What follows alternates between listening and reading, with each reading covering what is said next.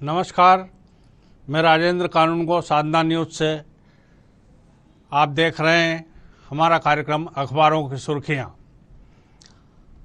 आज जो सुर्खियां बनी हैं, जो ऐसी खबरें जो सुर्खियां बन जाती हैं, ऐसी सुर्खियों पर हम अपने वरिष्ठ पत्रकारों के साथ चर्चा कर उस पर विचार करते हैं कि ये खबरें सुर्खियां क्यों बनी, इनके पीछे की खबरें क्या है, असलियत क्या है जो इनको सुर्खियों पर लाया गया है। हमारे साथ जो मेहमान आज के कार्यक्रम में जुड़े हैं उनका मैं आपसे परिचय करा दूं। हमारे साथ जुड़े हैं वरिष्ठ पत्रकार रवि अवस्थी जी, उनका मैं स्वागत करता हूं। हमारे साथ स्काइप पर जुड़े हुए पत्रकार हैं चैतन्य भट्ट जी, उनका भी मैं स्वागत करता हूं। और इंदौर से जुड़ी हुई पत्रकार सुश्री ऋचा मिश्रा जी, उनका भी ऋतु मिश्रा जी, उनका भी मैं स्वागत करता हूं। और शुरू करते हैं हमारा कार्यक्रम अखबारों की सुर्खियां। सबसे पहले मैं रवि अवस्थी जी के पास आना चाहता हूं। रवि अवस्थी जी, अभी एक बिल लाया गया था मेयर और अध्यक्षों के चुनाव के लिए कि ये अप्रत्यक्ष चुनाव नहीं प्रत्यक्ष चुनाव होंगे। अब वो निष्प्रभावी हो गया है समय के कारण, तो इस पर आप क्या कहना चाहेंगे? बिल्कुल राजन जी, दरअसल भारतीय जनता पार्टी का फोकस पूरी तरीके से यही रहा है कि मैं महापौर और अध्यक्ष के जो चुनाव है नगरीय निकाय वो प्रत्यक्ष प्रणाली से कराए जाए। पूरा महापौर, पूरी जनता महापौर को चुने, इसी तरह अध्यक्ष के चुनाव हो। तो आप देखेंगे कि पिछले पूर्ववर्ती जो शिवराज शासनकाल रहा या गौर साहब के टाइम पर रहा, वो महापौर के चुनाव सीधे वोटिंग से हुए हैं। लेकिन कांग्रेस जब सत्ता में आई तो राजनीतिक कारणों से जो है उसने इन कानूनों में बदलाव करा था और वो चाहते थे कि महापौर या अध्यक्ष जो है वो पार्षद के माध्यम से चुने जाए। तो उन्होंने कानून में संशोधन किया था। अब उस संशोधन को एक बार फिर से, चूंकि भारतीय जनता पार्टी सत्ता में है तो भाजपा सरकार एक बार फिर से उस कानून में बदलाव लाना चाहती है। पिछले बजट सत्र में वो संशोधित विधेयक पेश भी किया गया था, लेकिन इसी दरमियान चूंकि कोरोना संकट था और भी कारणों से जो है वो सत्र उस समय स्थगित हो गया और उस पर चर्चा नहीं हो सकी, ना वो पारित हो पाया। तो अब चूंकि ऐसे विधेयक जो पारित नहीं हो सके उन्हें नए सिरे से फिर से एक बार सदन में पेश करना पड़ेगा और उसके बाद जो है वो पारित होने पर ही वो लागू हो पाएगा। तो मुझे लगता है कि ये एक इसका संकेत ये भी है राजन जी कि ये ऐसा लगता है कि मानसून खत्म होने के बाद सरकार जो है वो नगरीय निकाय चुनाव कराने के मूड में है। और इसीलिए आप देखेंगे कि कल जो कैबिनेट बैठक है उसमें भी एक और प्रस्ताव लाने की तैयारी है, जिसमें जो अवैध कॉलोनी है उन्हें वैध करने की तैयारी है और उसमें उसको अध्यादेश के जरिए लागू किया जाएगा।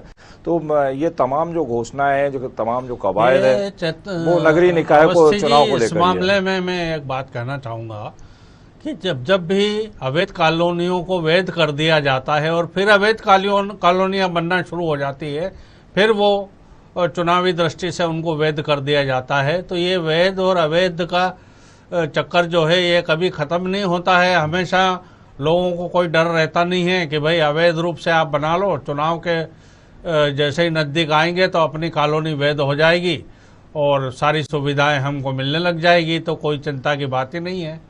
तो इस प्रकार से ये प्रक्रिया तो कभी ख़त्म होने वाली है नहीं है। नहीं, बिल्कुल राजन जी, हालांकि ये 80 के दशक से शुरुआत हुई, जब झुग्गी झोपड़ी वालों को पट्टे देने की शुरुआत हुई। उसके बाद से ये एक तरह से सियासी वोट बैंक बन गया। तो हालांकि अब जो नियम आ रहा है, जहाँ तक मुझे जानकारी है, उसमें ये कठोर प्रावधान किया गया है कि उसमें एक डेडलाइन तय करी गई है कि उस डेडलाइन के बाद अगर कोई इस तरह की अवैध कॉलोनी विकसित होती है तो उसकी जिम्मेदारी संबंधित अधिकारी की होगी, जवाबदेही तय होगी उसमें। और शायद सरकार का मंशा भी यही है कि इस तरह की अवैध कॉलोनियों के आगे रोका जा सके।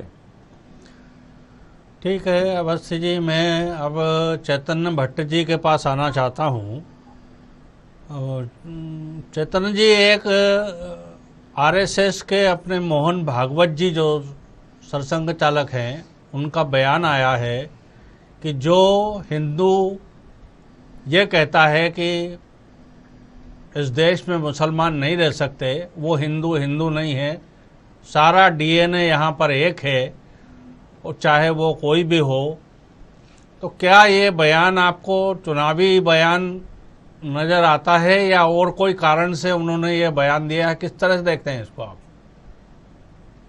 देखिए राजेंद्र जी, अभी आप देखिए चुनाव पास आने वाले हैं, बहुत से प्रदेशों में चुनाव होने वाले हैं, और 2024 में केंद्र के भी चुनाव होंगे।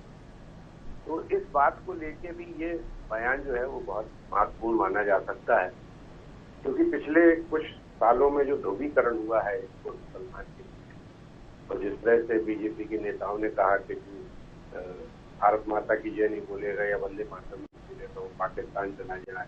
कुछ अभिनेताओं ने भी कहा कि यहाँ बहुत डर लगने लगा है। तो ऐसी स्थिति में इसको अब नॉर्मलाइज करने के लिए हो सकता है कि भागवत जी का बयान के सामने आया हो। वैसे भी देखिए कि आज से नहीं बरसों से हिंदू मुसलमान ईसाई से सब भारत में रहते आए, लेकिन आपस में इस तरह की खाई पहले कभी नहीं बनी, पिछले 7-8 सालों में बनी। उससे ये लगने लगा था कि दोनों जो धर्म है वो बिल्कुल अलग अलग है, जबकि ऐसा होता नहीं था। हिंदू मुसलमानों के कार्यक्रमों में भाग लेते थे, मुसलमान हिंदुओं के कार्यक्रमों में भाग लेते थे। तो ऐसी जो दूरियां बन गई, उसको हो सकता है कि कुछ बांटने के चक्कर में इस तरह दूरियां बनाने के लिए भट्ट जी, जो दूरियां बनाने के लिए जिम्मेदार कौन है? जब से राम मंदिर का निर्माण की बात आई थी, जय जय श्री राम के नारे जब से लगे, जब से दूरियां बनना शुरू हुई। हाँ, वही मैं कह रहा हूँ कि पिछले जब से भारतीय जनता पार्टी सत्ता में आई है, तब से इस तरह का ध्रुवीकरण जो किया गया, और वो आरएसएस का एक एजेंडा था कि हिंदू राष्ट्र, बहुत पहले से भी हिंदू राष्ट्र की बात चलती रही है कि हिंदू राष्ट्र होना चाहिए, और भारत में अधिकतर जो बहुसंख्यक है वो सब हिंदू है। तो इस तरह की जो दूरियां बनी है वो पिछले 7-8 सालों में। ये बात जरूर है कि बीजेपी आरोप लगाती है कांग्रेस पे कि उन्होंने अल्पसंख्यकों को और मुसलमानों को ज्यादा तवज्जो दी, और हम चूंकि सत्ता में आए इसलिए हम इस देश के बहुसंख्यकों को तवज्जो देंगे। लेकिन यहाँ पर एक गंगा जमनी संस्कृति रही है, और आज से नहीं हजारों सालों से यहाँ पे रही है, सारे लोग मिलजुल के रहते आए हैं। लेकिन ये जो दूरियां बनी है, ये सिर्फ इसी कारण से बनी क्योंकि ये ध्रुवीकरण किया गया, और उसको बांटने के लिए हो सकता है कि आरएसएस के जो प्रमुख हैं, जिनकी बात को बड़ी गंभीरता से माना जाता है, उनको इस तरह का बयान देना पड़ रहा है। ये तो सही है कि इंसान जब पैदा होता है तो उसका न कोई धर्म होता है, न कोई जात होती है। जब कोई दुनिया में आता है उसके बाद ही से उसकी धर्म और जाति पता लगती है। तो डीएनए में तो इंसान होता है आदमी, हर इंसान के डीएनए में इंसान ही है, लेकिन उसको इस तरह से पॉलिटिकल पार्टी अपने स्वार्थ के लिए विभाजित करती हैं, और लोग विभाजित हो भी जाते हैं, क्योंकि भारत में अशिक्षा एक बहुत बड़ा संकट है। आप देखिए कि 65% लोगों में अशिक्षा है, तो उसका फायदा ये पॉलिटिकल पार्टी उठाती है, और इस तरह से ध्रुवीकरण करके लोगों को अपनी तरफ खींचने में, जैसे राम मंदिर का मसला है, उत्तराकाशी का मसला है, वो भी उठ रहा है धीरे। तो ये मुझे लगता है कि ये देश के लिए बड़ा घातक सिद्ध होगा, और आरएसएस के अगर भागवत जी ये कह रहे हैं और अगर मन से कह रहे हैं ये बात, तो मुझे लगता है कि इसका कहीं ना कहीं बीजेपी पर भी इम्पैक्ट पड़ेगा, और इस तरह का जो ध्रुवीकरण की राजनीति चल रही है उसमें कहीं हो सकता है कि कहीं से कोई कमी आए। लेकिन मुझे ऐसा कोई बहुत ज्यादा इसमें लगता नहीं, क्योंकि आरएसएस भी कहती जरूर है कि वो गैर राजनीतिक पार्टी है, लेकिन उनके जो बयान होते हैं वो कहीं ना कहीं राजनीतिक दृष्टिकोण से ही होते हैं। और वैसे भी आरएसएस को तो बीजेपी की मातृ संस्था कहा जाता है, तो उसको आप राजनीतिक दूर कैसे रख सकते हैं? जी ठीक है भट्ट जी, आपकी बातें जो भावनात्मक हैं, और निश्चित रूप से इसको हिंदू मुसलमान सिख ईसाई सब भारत की संख्या है, भारत की जनता है, सबको मिलजुल कर रहना चाहिए, यही भागवत जी ने संदेश दिया है।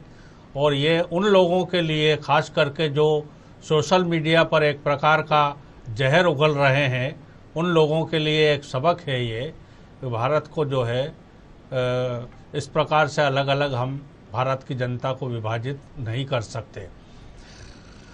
अब मैं इंदौर के वरिष्ठ पत्रकार रितु मिश्रा जी के पास आना चाहता हूँ। रितु जी, एक बड़ी घटना हुई है, आप महिला हैं, कि एक लड़की को उसके मामा के बेटे भाई से बात करने पर जो है, धार जिले की घटना है ये, उसको बुरी तरह से बाल घसीट करके पकड़ करके घसीटा और मारा है। और अभी अलीराजपुर की एक घटना हुई थी, वो अभी उसका आग उसकी ठंडी हुई नहीं थी, और ये दूसरी एक घटना और हुई है। तो महिलाओं के प्रति ये इस प्रकार का दृष्टिकोण समाज की विकृतियों को दर्शाता है, और क्या मानसिकता है इसके पीछे, क्या सोचते हैं आप? जी सर, मेरा ये कहना है, सबसे पहले तो सिर्फ महिला होने के नाते इस पे जवाब देना नहीं, यही जो एक सबसे पहली जो चीज होती है हमारे देश में कि महिला के मुद्दों पे बात करे, तो ये मतलब ये थोड़ा सा मैं इसको ठीक नहीं मानती हूँ। मेरा ये कहना है कि सबसे पहले यही मानसिकता हमारे समाज से यदि हटाई जाए कि महिला और पुरुष नहीं, हम सब इंसान हैं। यदि किसी एक व्यक्ति के ऊपर कोई अत्याचार हो रहा है तो उस पर सिर्फ महिला बात नहीं करे, उस पर पूरे समाज को बात करने की जरूरत है। बिल्कुल, है ना। तो ये वाली मानसिकता हमको सबसे पहले हटानी पड़ेगी। और जहाँ तक बात है, ये जो दोनों हमने हाल ही की घटनाओं को जो हमने उदाहरण लिया है, उसमें ये है कि हम पहले से जब से बच्चा जन्म लेता है हमारे घरों में, परिवारों में, बार बार हम यही बात करते आ रहे हैं कि जिस तरह से उनको अलग अलग एक कैटेगराइज, एक वर्ग उनका अलग अलग कर दिया जाता है कि ये बेटा है, ये बेटी है। बेटी है तो उसको किसी भी भाई, पिता या घर के जो काका मामा, काका और दादा हैं, इनके अलावा किसी और से बात करने की इजाजत नहीं है। उस पे जो घर के बड़े हैं वही हुक्म चलाएंगे, वो क्या खाएगी, किससे बात करेगी, क्या सोचेगी। ये जो लड़की पैदा होने के बाद में जिस तरह से ये एक मानसिकता है परिवारों की, तो यही आगे जाके ये विकृत रूप धारण कर देती है।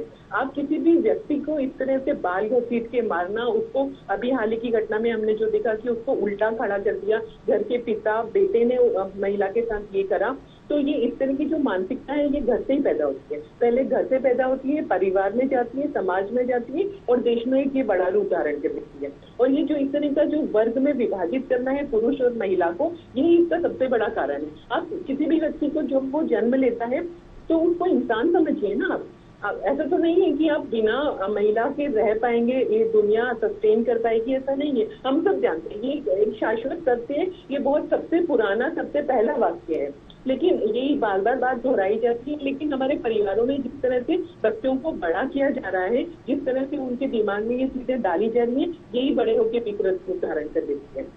तो यही कहना चाहती हूँ मैं। बिल्कुल बिल्कुल सही है। आपको इंसान इंसान है, उसमें महिला और पुरुष में भेदभाव नहीं होना चाहिए, और किसी के साथ भी इस प्रकार की घटना नहीं होना चाहिए। ये बिल्कुल बर्बर तरीका है, और इसकी जो है हमेशा निंदा की जानी चाहिए। और सरकार से अपेक्षा है कि दोषियों को पकड़ करके उनको कड़े से कड़ा इस प्रकार का दंड दे कि भविष्य में इस प्रकार की घटनाएं घटित ना हो। अब रवि अवस्थी भी बहुत बात का हो जाता है। सबसे पहले तो मानसिकता ही बदलने की चीज है, क्योंकि दंड देने में भी बहुत टाइम लग जाता है। तब तक वो पीड़िता जो है वो उसका क्या हाल होता है। न्याय प्रणाली हमारे यहाँ की धीरे है, स्लो है, न्याय मिलने में बहुत समय लग जाता है। तो मानसिकता बदलना जरूरी है। सामाजिक बहिष्कार ऐसे लोगों का कर देना चाहिए, हुक्का पानी बंद कर देना चाहिए। ये तो कम से कम किया जा सकता है, ताकि उन परिवारों पर और उन लोगों पर इस प्रकार का मानसिक दबाव बने कि हम इस प्रकार की घटनाएं जो हैं अगर करेंगे तो हमारे साथ भी इस प्रकार से ये लागू किया जा सकता है। ठीक है ऋतु जी, मैं अब रवि अवस्थी जी के पास आना चाहता हूँ। रवि अवस्थी जी, ये जो सिंधिया जी का मालवा में जो दौरा हुआ है, अभी वो वहीं पर हैं, ये आए हैं राजस्थान से, मंदसौर, नीमच, रतलाम, धार, उज्जैन, देवास, इस एरिए में, इस क्षेत्र में सिंधिया जी अपनी पकड़ को मजबूत बनाना चाहते हैं, ताकि उनका जो प्रदेशव्यापी जो एक अभियान चल रहा है अपने आप को बीजेपी का आदमी सिद्ध करने के लिए, बीजेपी के लोगों से जुड़े रहने के लिए, उनमें जो एक भावना झलकी है और इसके लिए नए नए तरीके से वो नई जगहों के दौरे करते जा रहे हैं और उन लोगों से भी मिलेंगे जो पार्टी के वरिष्ठ नेता हैं या किसी कारण से उनके यहाँ कोई कमी हो गई है। तो इस प्रकार से एक अपनत्व पैदा करने की एक जो उनकी रणनीति चल रही है मालवा क्षेत्र में भी। चंबल ग्वालियर क्षेत्र तो उनका अपना क्षेत्र है ही, बहुत पुराना है वो। मालवा क्षेत्र भी वैसे देखा जाए तो मालवा में भी सिंधिया परिवार का वर्चस्व रहा है, लेकिन ये जो नया एक दौरा उनका आया, इसको आप किस तरीके से देखते हैं? देखिए राजन जी, बिल्कुल, दरअसल आपने जो आखिरी बात कही, तो चंबल में पिछले 70 सालों में काफ़ी पानी बह चुका है। अब दौर बदल रहा है। आप देखेंगे कि सिंधिया जी ग्वालियर छोड़ के गुना आए और अब गुना में भी पिछले लोकसभा चुनाव के जो परिणाम रहे, निश्चित तौर पर उनका फोकस मालवा पर है और मालवा के साथ निमाड़ भी शामिल है। और मालवा और निमाड़ जो है वो मध्य प्रदेश के सत्ता के समीकरण बनाने और बिगाड़ने में बहुत महत्वपूर्ण भूमिका अदा करते हैं। आप पिछले 2018 के चुनाव अगर देखेंगे तो मालवा ने ही जो है भारतीय जनता पार्टी का समीकरण, सत्ता समीकरण बिगाड़ा है। उसकी वजह से ही वो उसको बाहर होना पड़ा था। अब एक बार चूँकि फिर सिंधिया जी को लाकर वो संतुलन कायम करने की कोशिश की गई है, तो निश्चित तौर पर जो मालवा या निमाड़ में उनका जो फोकस है वो दो तरीके से, एक तो वो खुद का भी अपनी एक राजनीतिक जमीन मालवा में तैयार करना चाहते हैं, क्योंकि गुना के जो नतीजे आए उसको देखते हुए वो स्वाभाविक है, हर राजनेता अपना नया क्षेत्र तलाशता है। और दूसरा, अगर देखा जाए तो जो संतुलन अभी सिंधिया जी के आने से भारतीय जनता पार्टी में कायम हुआ है, तो आप देखेंगे कि वहाँ पर जो 4 विधायक हैं अभी, जो वो बड़े उनके जो समर्थक हैं, उनमें से 3 तो मंत्री हैं जिनको वो मंत्री बनवा चुके हैं। तो तुलसी सिलावट जी हैं, महेंद्र सिसोदिया हैं, राजवर्धन सिंह हैं, एक महेंद्र चौधरी जो देवास से विधायक हैं अभी। तो ऐसे एक सिंधिया के समर्थकों का एक बड़ा हिस्सा जो है उस क्षेत्र में है, क्योंकि कांग्रेस ने काफ़ी सीटें पिछले 2018 में वहाँ की, अगर 11 जिलों में करीब 50 सीटें ऐसी हैं जिनमें काफ़ी बड़ा बदलाव हुआ था, और उसमें सिंधिया जी जो लगातार फोकस कर रहे हैं, तो उसकी वजह यही है कि किस तरीके से मालवा निमाड़ को अब भारतीय जनता पार्टी के पक्ष में एक बार फिर से लेकर आया जाए। खास करके आप देखेंगे कि देखिए आदिवासी अंचलों में अगर झाबुआ की बात करें तो पूरी की पूरी सीटें जो है कांग्रेस के खाते में चली गई थी। कभी ये भाजपा का गढ़ हुआ करता था, परिस्थितियां बदली है। अभी 2 चुनाव फिर उपचुनाव होना है, उनमें से एक जोवट का उपचुनाव भी है। तो निश्चित तौर पर ये उपचुनाव की वजह से भी है, और मालवा निमाड़ में जो आदिवासी अंचल है उसको किस तरीके से भाजपा के पक्ष में माहौल बनाया जाए, उसको लेकर भी एक ये कवायद तमाम जो हो रही है वो उसी का हिस्सा है। आप देखेंगे कि अभी पिछले दिनों जब भारतीय जनता पार्टी कार्य समिति की बैठक हुई थी, तो उसमें भी यही मुद्दा उठा था कि अनुसूचित जाति और अनुसूचित जनजाति क्षेत्रों में जहां पिछले चुनाव के नतीजे ठीक नहीं रहे थे भाजपा के लिए, उनमें एक बार फिर से कैसे संगठन को मजबूत किया जाए।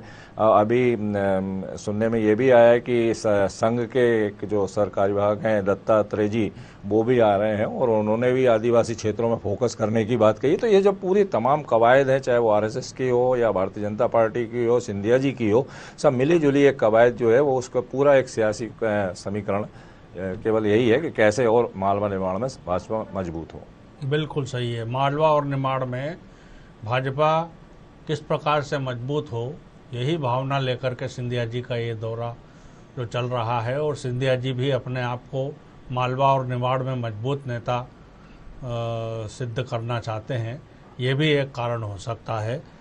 मैं अब चैतन्य भट्ट जी के पास आना चाहता हूँ। चैतन्य जी, ये कोरोना की जो तीसरी लहर है, जिसके बारे में खूब चर्चा चल रही है कि तीसरी लहर जो है आएगी, और अभी की खबर ये है कि ये अगस्त महीने में आने की इसकी संभावना है, और हमारे यहाँ पर जो तैयारियाँ चल रही हैं उनकी डेडलाइन सबकी 30 सितंबर दी गई है। तो ये अगस्त में यदि आती है तो क्या 30 सितंबर की डेडलाइन हमारी जो है वो और इसके लिए नुकसानदायक होगी। क्या कहना चाहते हैं आप इस मामले में, क्या सोचते हैं आप? राजन जी, कोरोना का संकट अभी खत्म हुआ नहीं, अभी भी संकट जारी है और बहुत से जिलों में अभी भी संक्रमण की स्थिति वैसी है जैसे पहले थी, थोड़ी बहुत उसमें कमी आई। लेकिन जो तीसरी लहर के बारे में बताया जा रहा है उसमें भी बहुत सी भ्रांतियां हैं।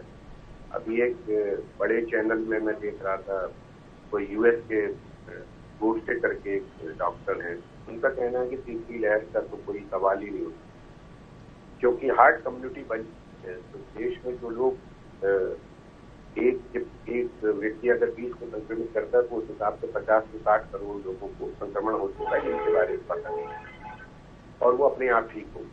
लेकिन दूसरी तरफ वैज्ञानिकों का और डॉक्टर्स का ये भी कहना है, विशेषज्ञ हैं, उनका कहना है कि सब तीसरी लहर तो आएगी और दूसरे देशों ब्रिटेन में भी तीसरी लहर आई है और वो ज्यादा ही खतरनाक है। आप देखिए कि अभी जो डेल्टा वाला जो म्यूटेशन हुआ है उससे नुकसान काफी हो सकता है, ऐसा डॉक्टर का कहना है।